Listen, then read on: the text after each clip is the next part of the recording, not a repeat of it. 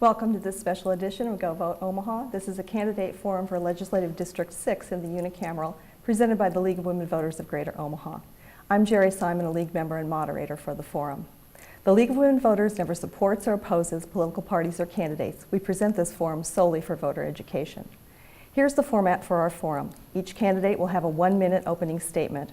We'll follow that with questions prepared by the League of Women Voters, for which each candidate will have up to 90 seconds to answer. And then we'll end with a closing statement from each candidate. Our timekeeper will alert the candidates when they have 30 seconds of time remaining and when to stop speaking. Before the forum, the candidates drew lots to determine their initial speaking order, and I'll introduce you to them in that order now. The 3 candidates are Ricky Fulton, Machaela Cavanaugh, and Theresa Thibodeau. And we'll go right to our opening statements, starting with Ricky Fulton. Thank you. Yes, my name is Ricky Fulton, and I am running for the District 6 seat in the Nebraska legislature. I want to thank the League for sponsoring this debate and my 2 opponents in the race for participating. I want to be in the unicameral because I want to bring my independent, nonpartisan voice to the district. I am not a member of the Republican Party or the Democratic Party, and I will take my constituents' views uppermost when I make my decisions. I want to see that public money goes to public schools. We need great public schools. We don't want public money going to private schools. Also, I will get a greater percentage of the Nebraska Highway Fund for Omaha's streets. We need to improve Omaha's streets, and I will ask for a greater share of the Nebraska Highway Fund to strengthen our streets. Thank you. Machaela Cavanaugh. Hello, my name is Machaela Cavanaugh. Thank you to the League of Women Voters for hosting us today, and also to my colleagues sitting here next to me for joining as well. I am an Omaha native. I have 2 young children, Della and Harriet. My husband Nick and I are expecting our 3rd child this July. I have a master's in public administration from the University of Nebraska, Omaha, and I currently work for the University of Nebraska at the Buffett Early Childhood Institute. I'm running for the legislature because I'm passionate about our state and our children, and I'd like to see our unicameral continue to have a nonpartisan nature in governing and address the issues that are important to Nebraskans, especially public education, and continuing to strengthen our funding and support of public education in Nebraska. Thank you. Thank you. And Theresa Thibodeau. Thank you. And I am Theresa Thibodeau, and of course I would like to thank the League of Women Voters as well as my 2 colleagues who are here tonight as well. I feel so blessed that Omaha has so many great opportunities to offer, and was very honored to have been able to serve down in the legislature just this last session. I grew up mostly in Omaha. In fact, I met my husband in grade school. We have 3 wonderful children, Anna, Joey, and Ella. I am also a small business owner, so I have signed both sides of the paycheck. I know what businesses and families are going through as far as taxes and regulations. In the legislature, I hope to support children, families, seniors, and small business. Thank you. Thank you. We'll go right into our questions, and we'll start with Machaela on the question. No legislation for property tax reform was passed in the unicameral this session. What should be done about Nebraska's property taxes? Thank you. I think that there's a lot that we need to be doing about our property taxes, but the reality of the situation is that we're not going to see our property taxes go down until we talk about how we're funding local services, local government, and specifically public education. 60% of education is currently funded at the local level, and the only revenue stream that most local governments have to fund this is through property taxes. So until we start looking at how we're funding our education system, we're not going to see a decrease in property taxes. What I would like to see us do is to evaluate our taxes across the board in Nebraska. We have an opportunity to be collecting online sales tax. It's a tax that's owed to us. It's a tax that would benefit the state in this time of deficit, and it's something that could move us towards real property tax reform. I also would like to see us taking the funds that are offered to us federally for Medicaid expansion. It's money that we pay into the system as federal taxpayers, but we're not receiving back. And so we're paying into the system and losing out on the money, and also having uncovered patients that are still receiving care, but it's not compensated for the caregivers. So I would like to see us have Medicaid expansion, and I think when we start talking about these other tax issues, that's when we can start to really talk about what we need for property taxes. Thank you. Theresa. So our state definitely needs some property tax relief. We are one of the highest states in property tax and income tax, and we do need to come up with a reasonable way to address that.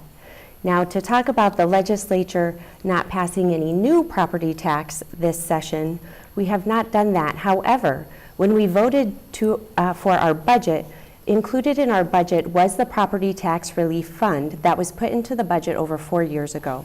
By voting for the budget, it included the continuation of this fund, which will give $224 million in property tax relief just this year. We also worked on Social Security income tax. We should not be taxing our senior citizens on their Social Security income. We are one of 6 states that are taxing senior citizens, and we are losing them to other states that do not do this. We were able to get some tax relief this session, but I believe we need to do better. I would like to see that tax go away. And how do we give tax relief but still fund our schools? And that is something that the legislature needs to come together in a bipartisan manner and work together to make sure we keep our senior citizens here and our young people here so that we can continue to have Nebraska thrive and be competitive amongst other states. Thank you. Ricky. Yes, property taxes are a major issue for Nebraska, but as I go around my District 6, I would have to say that it is not a major issue in District 6.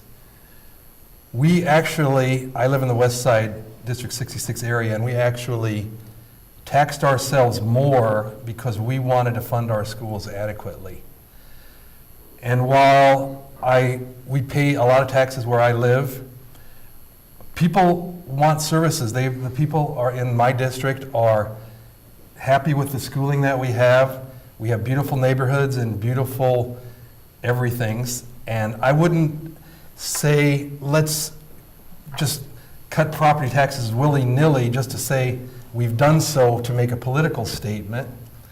In fact, the failure of the Nebraska legislature on this issue raised a lot of eyebrows. And I, for one, would not have voted for LB 947, or it might be 974, the reckless property tax bill that Senator Jim Smith brought forward for Governor Pete Ricketts, which included a corporate tax, lowering of the corporate tax that actually would have benefited Pete Ricketts' company, TD Ameritrade. So it's an issue, but let's be smart about it, not just say we're going to cut property taxes willy-nilly. Thank you. Here's the next question. Nebraska recently joined 6 other states in filing a lawsuit against the federal government to end the Deferred Action for Childhood Arrivals, or the DACA program. Do you agree with that action by our Attorney General? Why or why not? And what should Nebraska do for DACA children, better known as Dreamers? And we'll start with Theresa. Thank you. So as far as DACA children, also known as Dreamers, I believe children that were brought over to our country should have the right to stay here. If they are working and being educated and becoming good members of our community, they should have the opportunity to stay here and the opportunity to apply for work and then get set on a path towards citizenship. I certainly do not believe in rounding a lot of people that have been here for many years and sending them back to the countries that they came from. That is not the right way to deal with this situation. So the federal government does need to act, and they need to act now. There are children here that are being affected by this, and we need to do what we can to protect these children. Thank you. Ricky. So the question was, the Nebraska Attorney General Joined the contributed lawsuit. drug Yes, Nebraska reform. recently joined 6 other states in filing a lawsuit against the federal government to end the DACA program. Okay, I got it. Do you agree? No, of course not. I don't agree with Nebraska Attorney General Peterson or the governor or the President of the United States who ran on this issue, and I think it's just disgraceful the way that the people would want to end the citizenship and deport kids that were born in this country and have contributed so much to society. And you've seen news reports of families being separated because of this silly unwillingness of government to come to a solution on the dreamers, the DACA people, and the way that it's been demagogued by President Trump and the people that support him in this state is just shameful. Congress needs to get off their duff and pass legislations to protect these kids. Thank you. Machaela. I very strongly support Dreamers. I believe that they are the next and current generation of America, and this is how we all started in this country. Well, most of us started in this country. My family immigrated here from Ireland in the 1920s, and this is what the next generation looks like, and we should be supporting them. They're hardworking. They want to be part of this country. They want to serve this country. Oftentimes, they're part of our military services, and we need to be doing everything we can to make that path to citizenship easier for them. These are not people who are undesirable in any way, shape, or form to the country. They meet very specific criteria, and we should be doing everything we can to develop our young people in America and encouraging more young people to want to be here and stay here. Thank you. Here's our next question. The way a juvenile justice system is funded influences outcomes for youth and communities. If elected, where would you prioritize dollars spent in our juvenile justice system? What programs and services do you believe are most important to fully fund, and why? And we'll start with Ricky. Well, of course, the funding education, public school education, would be a top priority, because if we can get these kids in education and keep them from going off the wrong path as youth, then we can keep them out of the criminal justice system and make them important members and contributing members to society. So I would make it a priority to have increased drug courts, to have better access to free lunches in schools, and I would do an overhaul of the corrections system, starting at the top, to understand why our jails are overcrowded, and we should start with the education of the kids while they're young. Thank you. Machaela. I believe that our juvenile justice system currently is not working for our children. We need to stop this preschool to prison pipeline that is happening in our society, not just in Nebraska, but across the country, and investing more in programs early on in early childhood and throughout a child's life are essential to addressing these issues. We should be trying to intervene with children as soon as possible when there's a parent that's missing from the child's life because they themselves are incarcerated. We need to be giving those children resources to succeed, not just putting them on the path to also be part of the justice system, whether it's juvenile or otherwise. I don't think we're going to ever see a solve to our prison overcrowding if we don't start with addressing juvenile justice. And part of that comes with the behavioral health element. The state needs to be investing significantly more in behavioral health. Approximately 66 of our 68 counties have a deficit of behavioral health resources. So bills like Senator Wall's that would have put behavioral health professionals in schools in areas that don't have access really could do a lot to help with this problem and help children in need. Thank you. Theresa. Thank you. I absolutely agree with investing in juvenile justice. We did pass some juvenile justice reform this year. I agree with Ms. Cavanaugh and did vote on Senator Walz's bill that putting social workers in schools would be the first path at identifying these children at a young age. If you can identify children at a young age and intervene earlier rather than waiting until they've entered the court systems, you can make a huge impact on that child's life. I also agree with working with private organizations and mentoring organizations and making them a part of our answer to the juvenile justice as well. What we need to focus on is getting to these children early, recognizing mental health early. And that's one of the biggest problems our state is facing is mental health and the lack of access to the care. There's a lot of professionals that just aren't going into mental health anymore. And so these children, as well as adults, are having a hard time even finding access to care. And then once they receive that access, how does the state best support them to make sure that they do not enter the system? Thank you. Here's our next question. Does Nebraska adequately fund public education at the state level? How would you approach funding education? And we'll start with Machaela. Well, I'm going to say no. We don't fund public education adequately at the state level. I don't know what the exact current, but I know in 2014 the state funded about 25% of public education, and most of the rest of that burden was placed upon local governments, as I previously mentioned, through property taxes. I would propose that the state look at alternative revenue streams to direct funds towards public education. Again, I would encourage looking at the online sales tax collection as an option and opportunity. I don't believe that that is a new sales tax. I believe it's closing a loophole and getting our tax codes up to date so that we have even for our local businesses, getting on an even playing field with online businesses so that they're collecting the same amount of money for the same purchase as a local business would be doing. And I think that our state can just across the board spend more money on early childhood and education at the early years, and we'll see a return on our results long term in the prison system, in behavioral health. These are all things that are interconnected, and healthcare costs. If we're investing in education adequately, we'll see a decrease in these other issues. Thank you. Theresa.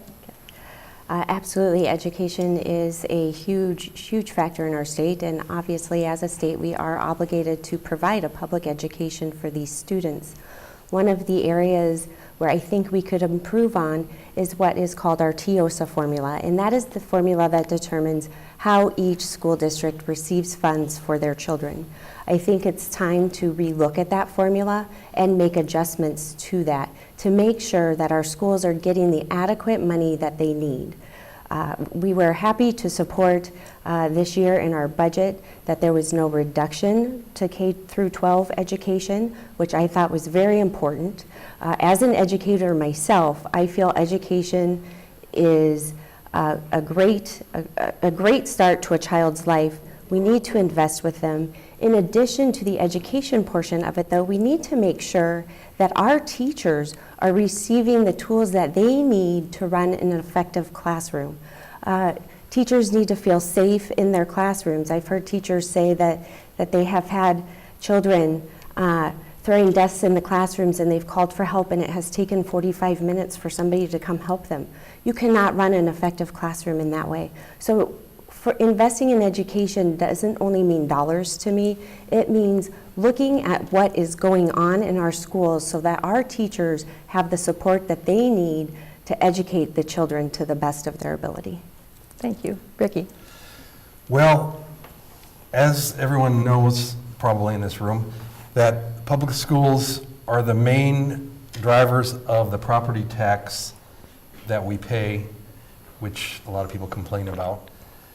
The funding for schools from the state of Nebraska is extremely complicated. I've tried to understand it, and I think we need a better, simpler way to fund schools. But As I said before, in my district, District 6, we have competitive schools and we have some great schools. I went to West Side. We have the West Side School District in our area. We have the Omaha Public Schools. Creighton Prep is a great school that's in the district. We have other great schools. We have school choice in my District 6. And I wouldn't do anything radical to the way our schools are run now in District 6. So I would like to, I agree that teachers are very important and we need to make sure they're adequately paid, but I would not go out and do something radical to change the situation that we have now in education in District 6. Okay, thank you. I think we can sneak one more question in if we drop to just 1 minute answers for each of you, if that's okay.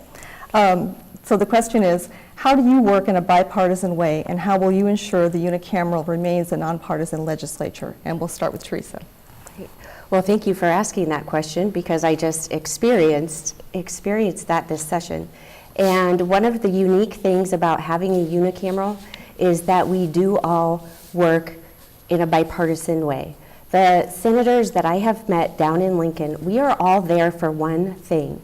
We all may have different ideas about how to get there, but we all care about the state of Nebraska. This session, I worked across party lines on many different issues. If it's an issue that you think is good for the state of Nebraska, then it doesn't matter what party you belong to, and that's the nice thing about having a unicameral and keeping it that way. Thank you. Ricky?